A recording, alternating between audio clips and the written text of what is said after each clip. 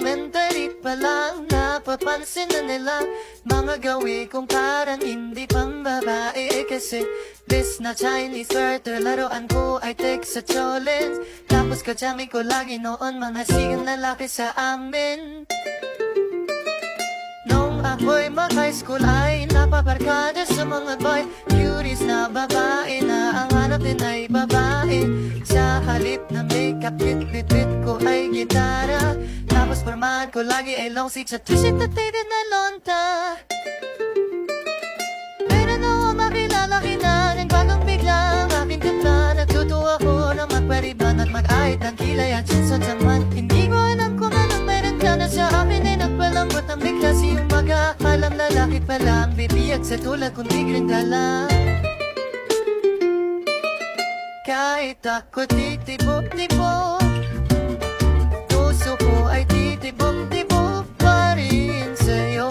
Isang halik mo lamang ang tako ay tinataglan. At ang aking pagkakabay ay nabubuhayan na para bang bulaklak na namumukadkad. Dahil alaga mo sa diligid ka, tanda mang sikat ang araw-araw mong pag-ibig sa aking buhay nagpapasarap.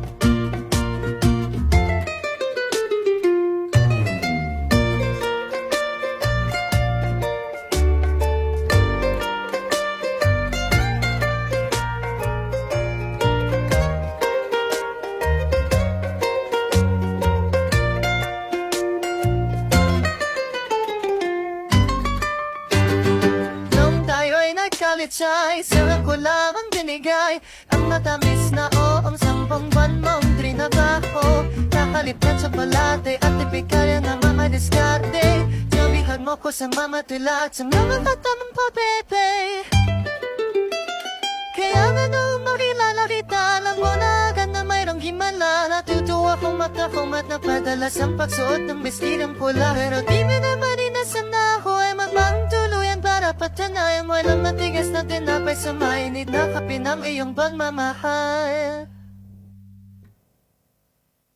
Kahit ako'y titibok-tibok, puso ko ay titibok-tibok pa rin sa'yo.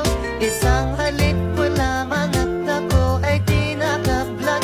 At ang aking pagkababay ay nabubuhayan na para bang bulaklak na namumukadkad.